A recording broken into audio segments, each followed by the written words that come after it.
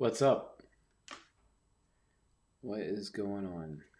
It's probably echoey as hell in here, so I'm actually going to switch my speakers. The echo crap. There we go. Sound should be a little bit better instead of the echo.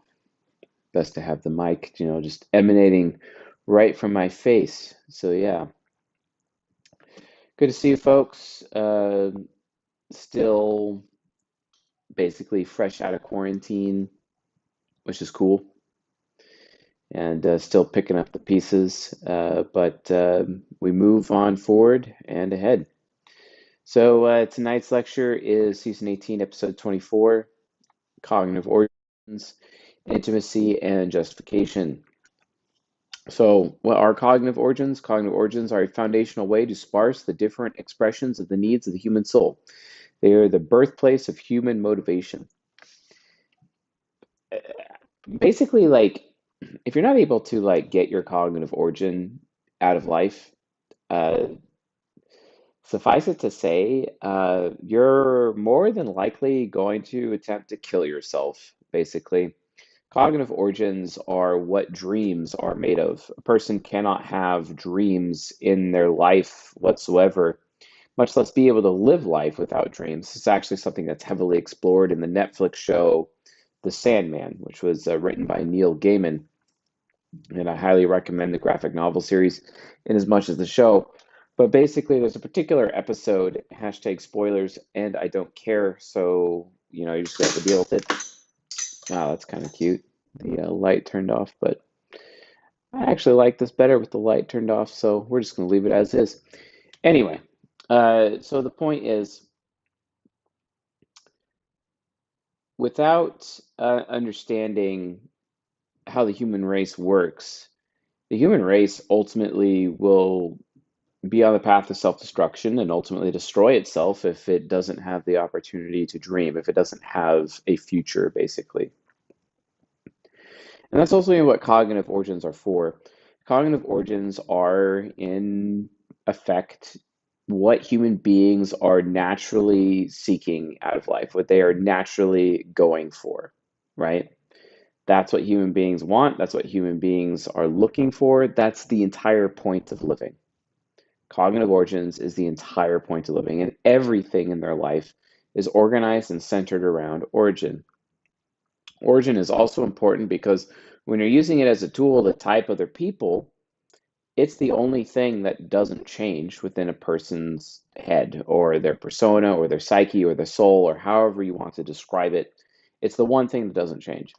Oftentimes, we're looking at cognitive transition between the four sides of the mind, and that can add some difficulty when you're trying to type somebody, because when you're trying to observe someone from a distance, trying to use inductive reasoning to qualify, or even deductive reasoning to subtract basically what's left over and find out which vectors of the type grid that are most represented in front of you at that moment in time, you get to a point where it's like, okay, hey,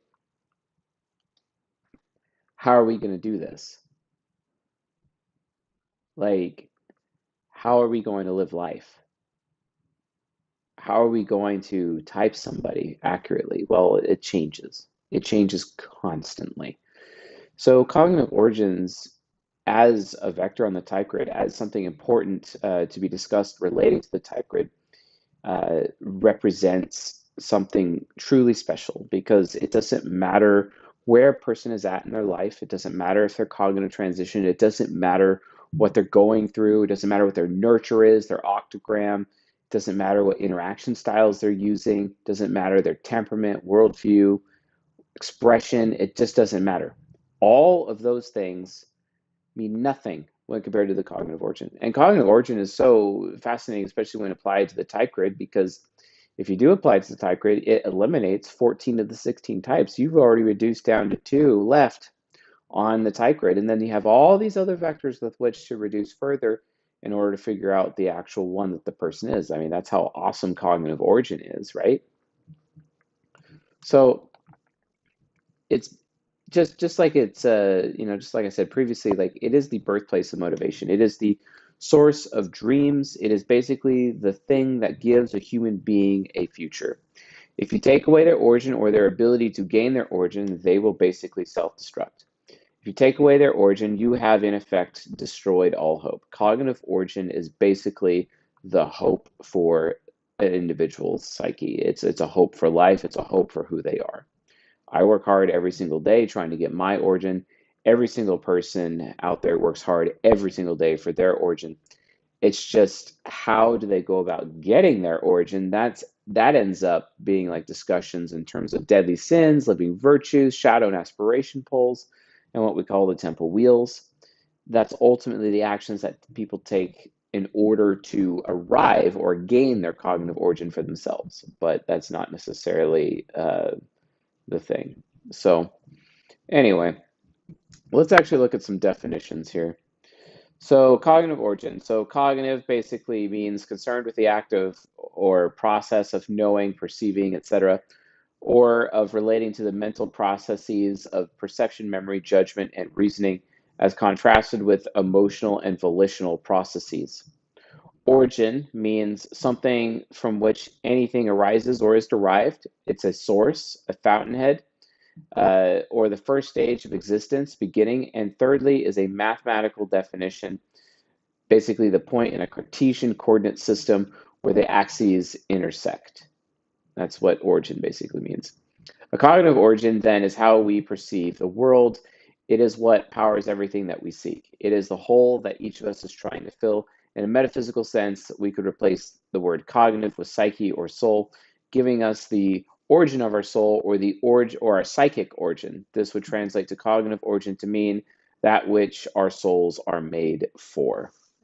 Quite honestly, folks, this is the intrinsic life purpose of each of the 16 types, or at least the 8 dyads, the intrinsic purpose, but not the extrinsic one. The extrinsic one is what we talk about in the upcoming season 24 content. That's the extrinsic, but not the intrinsic. This is the intrinsic. This is basically the great introverted source that is within each person and ultimately why people live life. Cognitive origin is why every individual lives life. Take that origin away or take away their ability to get that origin, they may as well just off themselves, and many people actually do. Or they go out with a bang. It's pretty sad, but all hope, and if hope springs eternal, well, then I guess that means the origin better be indefinite in order to keep springing eternal, basically. Because without the origin, there's no point in living life, and that's a fact. That's why I maintain that putting someone in jail is cruel and unusual punishment, because you've just inhibited them from getting their origin entirely. So, I mean, there's obviously a small debate within that, but ultimately, like, there's far more people in prison than there needs to be, and that that can be adjusted. So, for this particular episode, we're going to be discussing the cognitive origins associated with the Soul Temple, which is the origin of justification as well as the origin of intimacy. So let's start with justification. What is justification? Justification is the first origin in the Soul Temple belonging to the ENFP and ISTJ dyad. Justification is fundamentally an understanding perspective. This dyad uses their understanding of others' viewpoints in order to justify or not justify their behavior and intentions, which is kind of interesting to me because how I see justification is that the ENFP and the ISTJ type out there, these are literally the people who live life trying to see what they can get away with, trying to see what they are allowed to do, what they are allowed to take and when, right?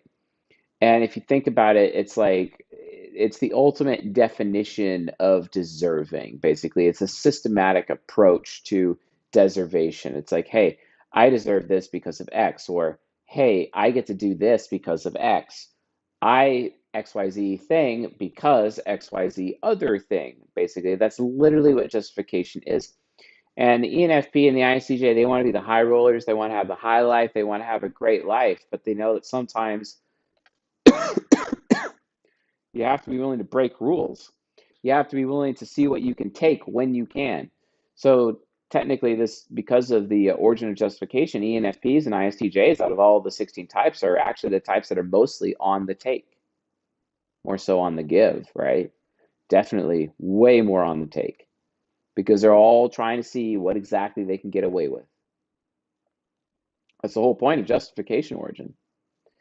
What's the quickest way? What's the most justifiable way? What can I get away with in order to guarantee that I have a better life? That's it. And then, if they have, because here's the thing, like justification, can rot, it can die, it can go away, or it can become worthless. They can lose that justification just as quickly as they've gotten it.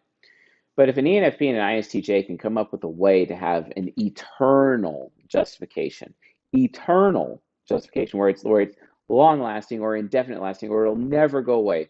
That way they are always excused to get away with whatever they want, right? That is the ENFP and ISTJ's wet dream of a life right there. So that's the situation. So justification is all about reasons. While this dyad can enable their own and other people's bad behavior, they can also be a source of forgiveness and provide the redemption to others through their absolution. Why? Why is that even a thing? Because as they look at life in terms of like what they're trying to get away with, they could see that other people are trying to get away with things too. And then after a while, they're like, well, I've gotten away with a lot, so that person should be allowed to get away with a lot too, because I was able to get away with a lot. And that's why they end up becoming a source of forgiveness and they provide redemption for other people because they're like, hey, I got away with a lot, and I got away with a lot by being less justified than that person. And that person's doing the same thing. Why do they have to go to jail, but I'm off scot-free? Hey, maybe we should be a source of forgiveness for that person without revealing that I should probably go to jail myself, because I technically broke the rules, right? Right? That's the justification way. You know what I'm saying? And that too is quite frustrating.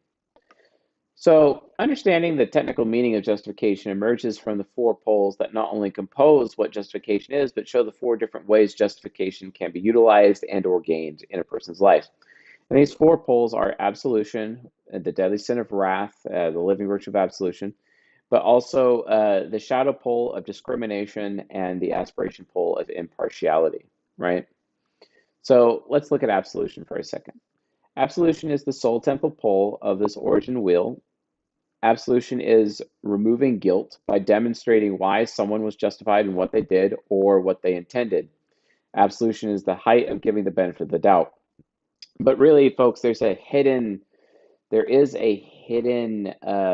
agenda behind absolution. Oftentimes, absolution is being produced to people by the people who have already gotten away with murder. If someone is being absolved of committing murder, the person who's absolving the person of committing murder, they themselves likely committed murder.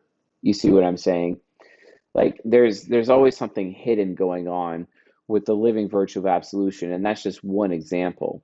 It's like, yeah, they're giving the benefit of the doubt because either they believe they themselves should be given the benefit of the doubt in that situation, or they already are guilty of that situation and they want the benefit of the doubt for themselves as well. So that ends up becoming this affiliative shared absolution type of approach. They're always like going out of their way to like be super forgiving because they expect other people to forgive them, or they already are in need of being forgiven themselves. So there is kind of a hidden agenda when it comes to living virtue of absolution, right? Because from their perspective, it goes both ways. I can still gain justification from the perspective of providing absolution to other people. So that's a huge issue. ENFPs and ISTJs really respect the effort and good intentions of others, even when mistakes are made. While that is true, it's usually also a little bit more selfish than that. At least here's the negative aspect of absolution. It's like they respect the effort and good intentions of others because they're hoping others respect the effort and good intentions of themselves. There's definitely cognitive projection there. And you'll find cognitive projection amongst any of these aspects between the shadow pole, aspiration pole, living virtue, deadly sin. So as long as effort and the right intentions are in place, ENFPs and ISTJs will usually release you from the guilt of your mistakes, basically, something that Soul Temple Templars desperately desire. This dyad also gives absolution for themselves, removing themselves from guilt. Sometimes this is enabling, but it can also force them to live up to the standards they set for others. Now let's look at the deadly sin of wrath. Wrath is the body tempo pole of this origin wheel. Wrath is punishment when the ENFP and ISTJ believe someone or self was not justified in their behavior or intention. Justification would be meaningless if there weren't consequences when someone was not justified. So punishment, right? So it's crime and punishment. Absolution for people who commit so-called crimes could be even social faux pas, and or punish. A wrath is already available and ready to punish and apply punitive measures at any particular time. And justification, like I said, would be meaningless if there weren't consequences when someone was not justified. And it's so interesting to me that ENFPs and ISTJs get to imagine themselves the arbiters or the deciders as to what is justified and what is not justified, which I find utterly ridiculous that they would see themselves so arrogant as to believe that that's okay. But that's how they live their life. Their entire life is centered around justification, and because their entire life is centered around justification, it's like, hey, I've made my entire life devoted to justification, so maybe I should be included in the decision making as to how it works. And I'm like, okay, yeah, that may be so, but the thing is that you are gaining personal benefit from what is justified and not justified at the same time. And due to that personal bias, you're a little too close, and because you're too close, I don't think you get to be the judge. That's my personal opinion, my reaction to that. But anyway, they elect themselves the executioner, judge, jury, and executioner. That is what this temple dyad is all about, ENFPs and ISTJs, right? So ultimately, wrath becomes a tool for justification because it is through the punishment that the person's guilt is then removed. Wrath is basically sanctification through hellfire. So the thing is that like once the ISTJ and the ENFP like applies wrath to something, it's like, okay, you felt my wrath. Okay, so you're absolved now because and your guilt is removed. I don't have to be mad at you anymore. Which is and Railgun, my wife, she'd love that. She'd absolutely love that. But for me, that's not how I work. She's built to be in a relationship with somebody who has wrath, who reacts negatively to her and then never brings it up again after that. Because, the punishment is that person's guilt is then removed. I have the perspective as a Heart Temple Crusader that I am going to be wrathful to you, and no, your guilt is not removed. It just means you're basically a piece of shit indefinitely. And you need to accept that you're a piece of shit indefinitely. And actually have to prove to me by consistent work and action for the rest of your life, for the rest of your existence, for every time you breathe, that, you're not ever going to be that person ever again. So yeah, while I'll still punish you, I'm still going to see you as a piece of shit because that's how Heart Temple Crusaders are. Because we are not about justification. We're not about removal of guilt because we carry our guilt with us every single day. No, no, that's not how we work. That's not how it is. So no, punishment that we mete out does not mean the person's guilt is then removed. No, they have to prove through hard work and effort that basically, I think a good way of saying it, like, you have to forgive somebody 70 times 7. Well, I also maintain they got to work hard 70 times 7 as well, basically. So for every failure they have, they need to have 480 successes to fix the failure, basically. And that's the Heart Temple Crusader perspective. It's pretty screwed up, isn't it, right? But that's what happens when you have deadly sin of envy, because the thing is that from a Heart Temple Crusader perspective, with our origin being like satisfaction, it's like we're not satisfied to just punish you. That doesn't mean you've changed. That doesn't mean you're not going to fail tomorrow. Punishing you doesn't necessarily do anything anyway. This is why oftentimes Heart Temple Crusaders actually elect to not do the punishment, because it's like, what's the point? That hasn't proven anything. That hasn't proven that they've improved. That doesn't show us that their character is any better. It doesn't. It really, really doesn't.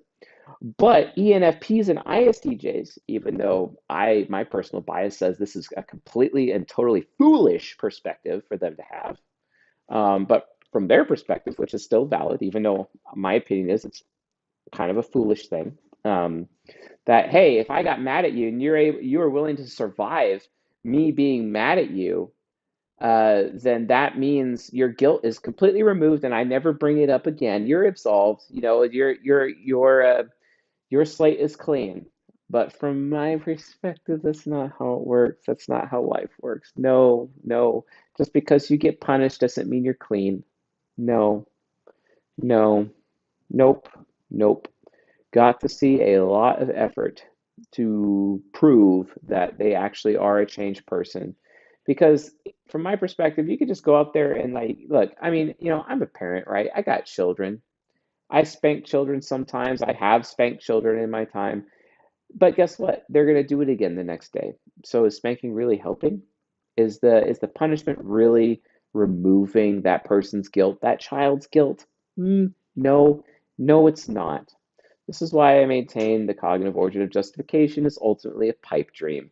But again, my personal opinion, these people, ENFP and ISTJ, live life this way.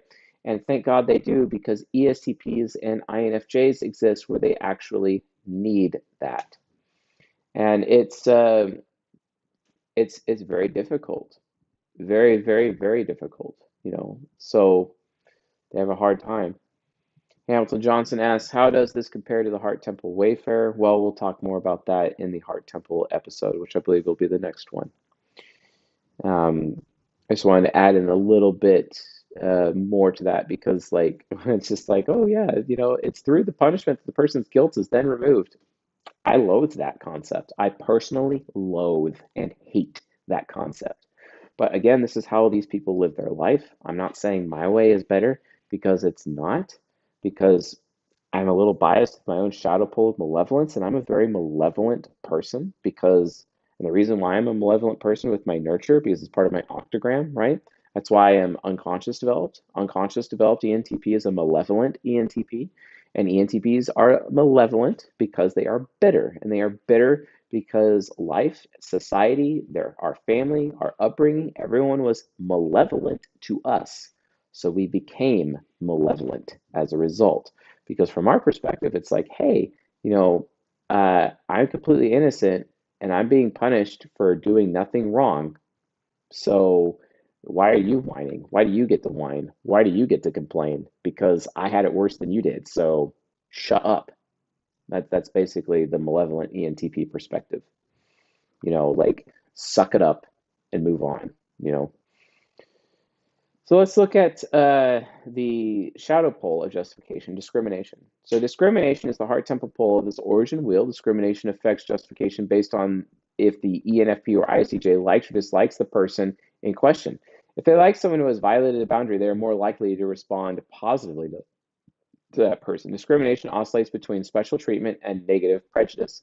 Discrimination takes away the neutral element in justification and reveals the necessity for the truly subjective. This dyad provides justification, wrath, or absolution based on who someone is, basically. This is why, folks, ENFPs and ISTJs are the most racist of the types. They're the most racist. Constantly talking about other people's colors and talking and comparing and contrasting cultures and talking about who's stupid and who's smart and who's intelligent. Like, I'm sorry to say, but ENFPs and ISTJs are, by default, racist people. I don't care what they look like. I don't care how they behave. I don't care what they claim. That is just the grim reality. They're racist. They are racist people. They are prejudiced by default. And when you come to realize that truth, you come to realize that racism and prejudice is actually a survival instinct attached to human psyche. It's not actually a social problem. It's not something that can be fixed with nurture. It's something that will never go away so long as the human race exists. It will never go away. Discrimination is always going to be present, unless, of course, we want to utilize psychological eugenics and make sure that ENFPs and ISTJs are never born ever, right? Oh, but that wouldn't do very well because guess what? Discrimination will still be coming out of, the shadows of ESTPs and INFJs. So I guess that means we'll have to completely eliminate the soul temple entirely. Let's just wipe them from existence, and we never have to deal with racism ever again. Nope, nope. So long as there is a person out there with a soul temple psyche, ESTP, INFJ, ENFP, ICJ, as long as one of those people exist, racism will always exist in the human race, and there's nothing you could do to stop it. So why don't you stop caring about it? When? Like seriously, stop complaining about racism, stop complaining about prejudice. Everyone does it. Okay? Seriously, this is what Malcolm X was trying to teach people, and he was killed for it by the FBI. Great.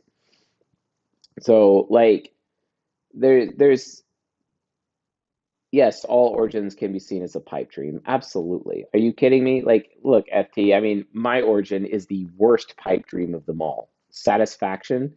Do you think it's possible for someone to ever be truly satisfied? Much less an ENTP or an ISFJ? Let me tell you, that's the pipe dream. Okay, that's the pipe dream. My origin is probably the worst one. So, I mean, come on. So yeah, just understand, and here's another thing about discrimination. Like here's an example of discrimination actually used in a very, very good way. Like so let's say I show up to a very, very high class wine bar, and I bring a girl with me. This is actually a true story. And she's kind of like dressed like a bimbo. And not that I mind because I actually really enjoy that. But the thing is that she was treated like crap by this wine bar. She was treated like crap. And then I'm like, all right, and then I literally say in front of everyone, okay, well, fuck this place and fuck these people. We don't need them. And then we just left. Makes her, as a Soul Temple Templar, makes her feel important, makes her feel special because I discriminated against them in her favor, right? Right? Because I discriminated against them because I made her more important. I made her race, culture, skin color, it doesn't matter. I gave her special treatment over all those other people. And I labeled all those other people like these, stuck up stiffs, basically. And then her not being stuck up, made her feel far more special because I did that because I discriminated against them and discriminated for her, basically. So it made her feel better. And it's a form of giving her absolution and justification. Quote, this dyad provides justification in the form of wrath or absolution based on who someone is. And based on who she was to me, I basically told everyone else to fuck off, okay, at that place. And we didn't even go to that wine bar anywhere. We went somewhere else, right? And that's an example of how discrimination can be used as a good thing. That's an example as to how prejudice can be used in a positive way. And ENFPs and ISTJs provide this for the human race and within the human race, and ultimately for ESTPs and INFJs because they have no sense of identity whatsoever. So their identity is literally based on their ENFP or ISTJ lovers discriminating against other people in their favor, and then they can all of a sudden feel like they're a person instead of a machine or a deadly or an empty husk, for example. This is the value of discrimination right here, a positive effect.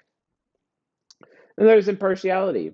Impartiality is the mind temple pole of this origin will. Impartiality is the purest form of justification, meaning it is sterile and as close to unbiased as one can get. So discrimination is like leaning in hard on the bias, whereas impartiality is letting go of bias entirely, right?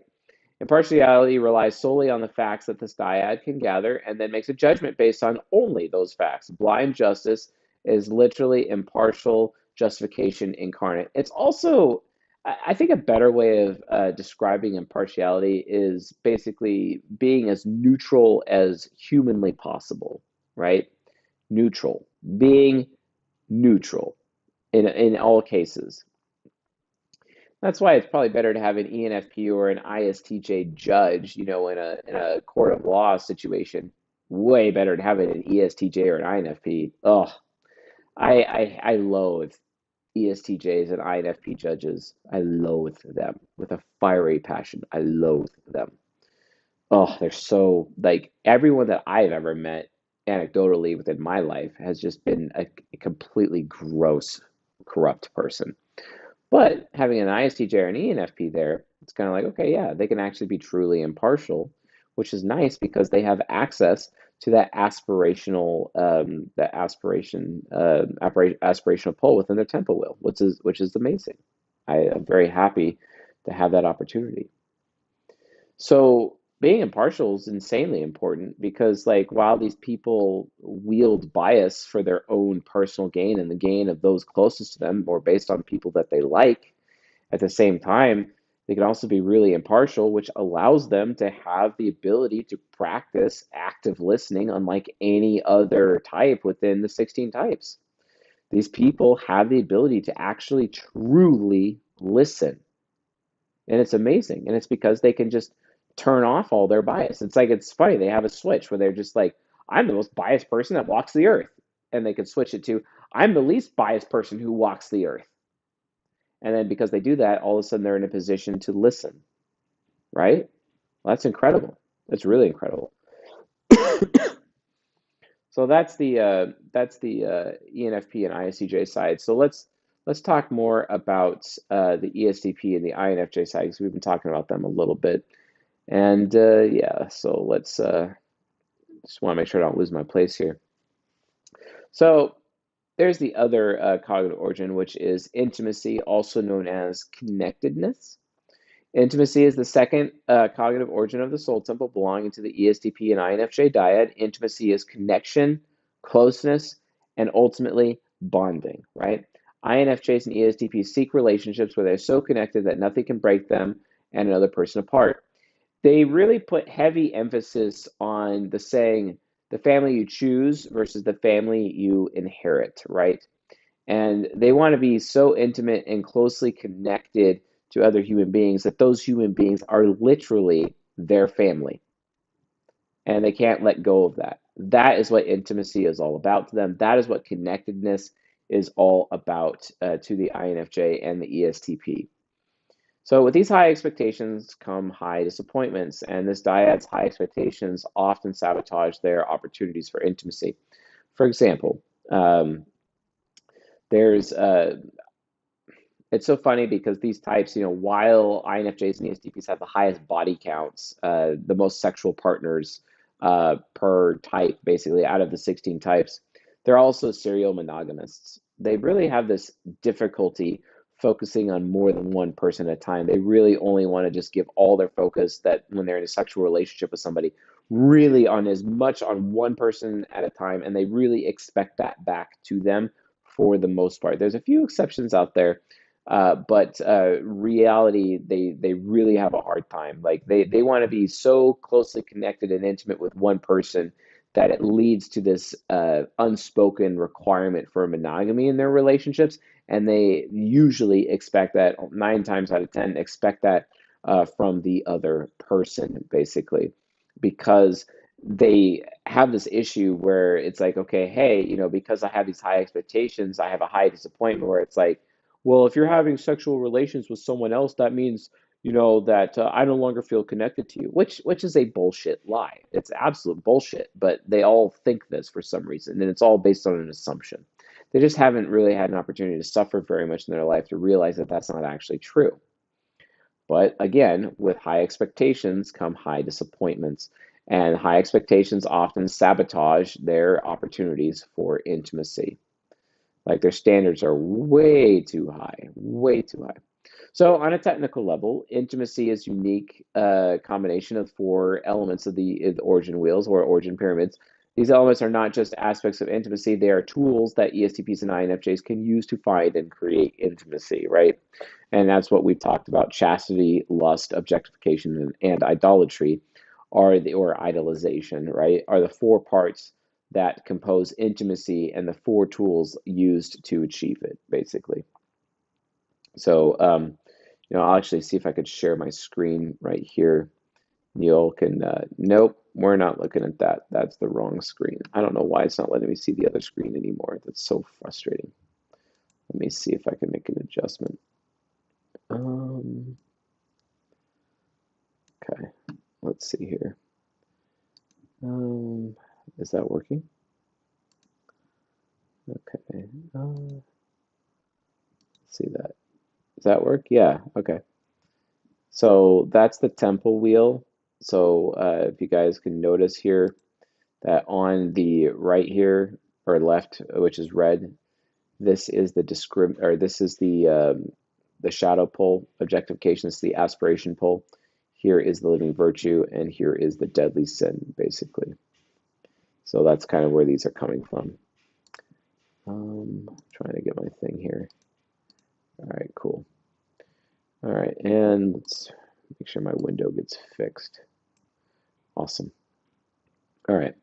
So let's look at chastity real quick. So chastity is the soul temple pole with this wheel. It prioritizes the literal soul of another person and how one's own soul relates to others. Chastity is often overlooks the physical aspects of closeness and focuses on the psychological, emotional, and spiritual aspects instead. Chastity is the living virtue because it shows how intimacy can be sought while self-acceptance is present. And that's the thing, like the the higher body count an ESTP or an INFJ actually has, you know that they have rejected themselves far more. You know that they are a lot further away from themselves within their nurture. And they basically tack their self-acceptance based on their sexual performance, as well as people in their life being willing to stick around and have a consistently good sexual experience with them over and over and over. And that could be an issue. But like I said, chastity is the living virtue because it shows how intimacy can be sought while self-acceptance is present. They need self-acceptance basically as a tool to arrive at being chaste anyway. Being chaste is a very, very, very big thing, and both these types are decently masculine, especially the ESTP. It doesn't matter if the ESTP is a man or a woman, they can be extremely chaste and focus on everything they have all on that one person, right? So they end up becoming like this monogamous individual ultimately, even though they have the seductive style, like for example, the ESTP seductive style of the rake, right? Well, chastity can get in the way of that. So, all right. Hamilton, you can find them by listening to the Deadly Sin lectures because they are mentioned in the Deadly Sin lectures in the premium lectures section of the members portal, chs.life/portal. Log in and go to premium lectures and click Deadly Sins. Listen to each of the episodes and you can write them down from there. Lust.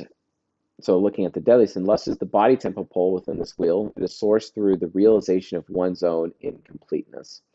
Lust is the deadly sin because it is usually destructive due to the ESTP and INFJ's own violent self-rejection. Lust is the constant seeking to shovel in new things to fill the hole within its own soul. It is the endless cycle of seeking. However, lust is necessary because it is also the fuel of relentless desire. Lust is the beginning of connection because it is often the moment that ESTP and INFJ decide that they will seek out another person. Well, that while that is the case, there's also an additional aspect or component to lust that hasn't really been discussed very much. At least it wasn't discussed very much in the Deadly Sin lecture of lust, the lust lecture. And that's basically the concept of jealousy. People are often lusting after things that they cannot have, basically. Or lusting after things like, so like their NI starts desiring something that they see with their SE. They're seeing other people with extroverted sensing, seeing what other people have, seeing what other people own, seeing what other people have done, seeing what other memories and stories other people have, and they lust after having those same stories as well. So they want to go do those things so that they can walk away with those stories or walk away with those experiences or walk away with those memories because ESTPs and INFJs love replaying shared experiences and memories and other people's reactions. They love replaying other people's reactions in their heads basically 24/7. And it's because they're just literally racked with, this nostalgia that they can't even get away with, right? So it ends up basically turning into this form of possessive jealousy ultimately. And the more that they lust after something, the more after they want after something. And here's the thing, like it's especially about the ESTPs, because ESTPs have this thing where it's like, hey, I've wanted you for so long, and I don't often want things. I don't often want people. I don't often want to be in a relationship with somebody. So when I make the decision to actually want somebody, It's a really, really big deal. And I wanted you. So you have to respect the high amount of effort that it took to actually choose you, right? And that again, that's where they have this really, really super high expectations, which can also lead to very high disappointments because of their lust, and they just can't get away from their lust. And that's why they are the most jealous of all of the types and end up becoming the most possessive of all of the types, ESTPs and INFJs, as a result. Then there is the aspiration pole of, or no, it's not the aspiration pole, excuse me. It is the shadow pole of idolatry. So idolatry is the hard tempo pole of this origin wheel. Idolization occurs when the ESTP or INFJ encounters someone who they want to believe, or at least they see an attribute in someone else that this dyad believes will complete them. Becoming intimate with someone as in part enabled by this dyad's elevation of that person over the rest. It's so interesting because ESTPs and INFJs end up taking on the masculine journey of trying to become holy. They ultimately seek holiness more than anything else. And that is ultimately what their cognitive origin actually is, intimacy and connectedness. It literally is holiness. It leads to holiness. Holiness being complete and lacking nothing. They're constantly searching how they can be complete. And when they believe they find a trait or a person that would complete them, they will stop at nothing to get that person. They will worship that person and put them on a pedestal. But they also want to be worshiped and put on a pedestal themselves, often the point where expecting that other person to have the same attitude of, well, you complete me. And then it's that form of idolatry that they can actually be ultimately help bring them to be more intimate and close and connected with that other person, literally in this shared idolatry model, basically. So becoming intimate with someone is in part enabled by this dyad's elevation of that person over the rest. That's ultimately what ends up happening, right? So then there's the aspiration pole. And the aspiration pole is objectification. So objectification is the mind tempo pole in this wheel. It is unintuitive as to why objectification is connected to intimacy, but objectification is actually one of the most important pieces of intimacy. Objectification dissolves much of the uniqueness of others in favor of a broader understanding of people. Sexually, for example, objectification allows these types to look at sexuality just as an act, which balances the chastity pole, which often overemphasizes the spiritual aspects of sexuality. If it is true that this dyad can become some of the best at typing other people, it is because of objectification. To objectify is to categorize, and to categorize someone properly is the fundamental layer in understanding someone, and therefore is a prerequisite for connecting with them too.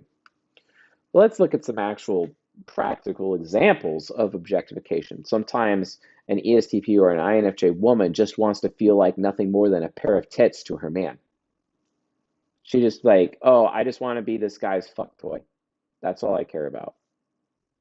They want to be treated like a fuck toy. They want to be tied up, for example, right? So they want to be objectified. They want to be treated like a sex. They want to be treated like a sex object. And it's so funny. Everyone starts complaining to me about how women shouldn't be objectified, and you shouldn't treat women like sex objects. And I'm like, I'm sorry, but the only reason I have anything to do with women, at all, is because I want to have sex with them. Otherwise, if that wasn't a requirement, I would be very happy to not have women in my life. You see what I'm saying? So that's biological, okay? And the more that we can we should probably admit that to ourselves. And that's ultimately what the ESTP and the INFJ actually brings to the human race, right? So that's literally how it works. That's literally how it works. And it's something I've noticed, like extroverted sensing optimistic types really, really like that whole objectification approach. Um, and I have seen it in INFJs like a couple of times, but I've seen it seems to be way more common in ESTPs than INFJs. But objectification ultimately is kind of just how they are, and there's nothing wrong with that. Like there's another practical example I'm trying to think of. I had one in mind.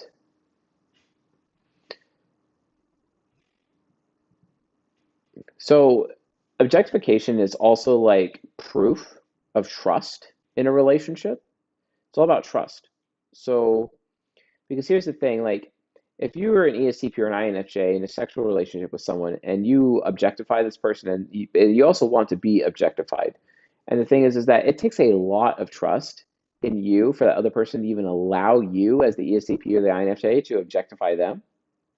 But it also takes an insane amount of trust for you, the ESTP and the INFJ, the you who is typically the person who is doing the objectifying, to allow the other person to objectify you. And it's that super high level of trust which actually helps increase the intimacy and the connectedness and get you your cognitive origin in a sexual relationship through objectification. That is, quite frankly, literally how it works. That's literally how it works. That's the point. That's how they get their origin. That is the most practical example of objectification leading to intimacy because of the trust factor. That's how it is. So, yeah. So, anyway, so the origins can be expressed internally and externally. So, like, there's introverted expressions, there's extroverted expressions, right? Intimacy is primarily external, seeking connection with others, but it is also internal, building a relationship with oneself, right? Whereas justification likewise can be extended to others and provided for oneself. The main implication of this is that each type is seeking the complementary origin of their dyad. So, like, for example, ENFPs and ISTJs are seeking an external source of intimacy. ESTPs and INFJs are sources of intimacy primarily, and they feel most intimate when they can share that source with other people. ESTPs and INFJs are seeking an external source of justification. ENFPs and ISTJs are sources of justification, and they feel the most justified when they justify others. Like, I mean, Railgun, for example, the one thing that she wants from me more than anything else is ultimately justification. She wants me to absolve her for constant failing and her constant mistakes on a day-to-day basis. And and because of that, she's looking to me to absolve her and provide her justification and come up with any excuse under the sun that I can to excuse her from failure, basically. And it's the same thing with INFJs. They need that constantly. The thing is, though, is that eventually I could end up becoming someone who's enabling them, and then they will never grow because I'm never providing any challenge and instead coming up with endless excuses. And why would I be coming up with endless excuses? Because, if I was an ENFP or an ISTJ, it's because I'm aware of my constant failing all the time, and I just want to come up with endless excuses for myself at the same time. So it ends up leading to a very transactional relationship where they're literally just exchanging excuses to one another. That's not a relationship I want, but that's what ends up happening, and it can be extremely transactional. So another implication of this phenomenon is that each pole can be expressed internally and externally. Based on someone's octogram, you can actually map out which pole each type is seeking the most. For example, an unconscious developed, unconscious focused ESTP or INFJ, so they're using idolatry with their deadly sin and living virtue. They may be seeking discrimination, aka favoritism from those around them, and they use their source of idolatry to get it. Basically, hey, I'm going to idolize you if you give me special treatment, right? That's basically what that looks like. Okay, so a person's octogram can actually, provide preference as to which poles that a person utilizes in interacting with other people in order for them to gain their cognitive origin or even provide their cognitive origin to other people. Okay, that's just how that works. Anyway, the poles just end up being extensions of the origins, and they are used to achieve the goal of the origin internally and externally. So this ends up bringing like, okay, well, how does this affect character? Like, where does character come into play? Because the Soul Temple is all about character, right? So we need to remember that while the two micro origins of the Soul Temple are intimacy and justification, the unifying macro origin of the entire Soul Temple is still character. Each type within the Soul Temple is seeking to understand their own and each other person's identity and to sharpen the moral quality of those identities. Kind of hilarious if you think about an ESTP having FI Trickster, but who cares? The ultimate focus of the Soul Temple remains on the person. If you interpret justification and intimacy as related to the yin and yang, justification is the yang while intimacy is the yin. Justification is the orderly, rational, and moral expression of character. Intimacy is the chaotic, malleable yin that carries potential and reveals the relational element of character. Think of this yin and yang as answering who someone is and how good they are. From the unity of this yin and yang basically creates synergy that leads to the development of one's own character or the character of people around them, right? So it ends up becoming like this engine, like a soul engine of the soul temple between these different poles and these different things that lead into that direction entirely. So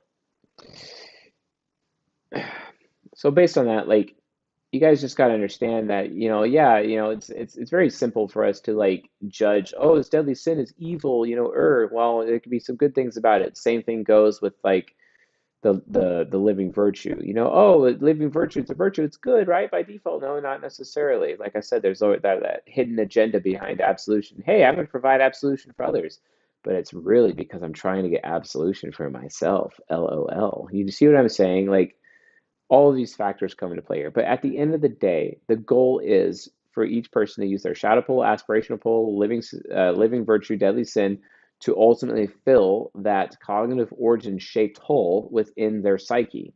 That's the whole point. And that's where it comes from. And in this case, for the ISTJ and the ENFP, that's justification. And for the ESTP and the INFJ, that is intimacy. That's the whole point. And that's literally how their lives are organized. This is literally how they behave with other human beings, completely from this perspective. This is how they even size up every other human being in determining who they want in their life to be in a relationship with. That's the entire point. That is the entire purpose. So anyway, folks, that's it for this season 18 episode. This is episode 24 for October 2022.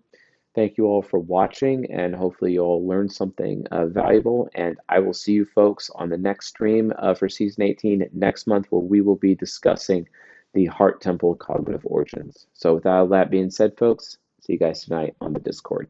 Later.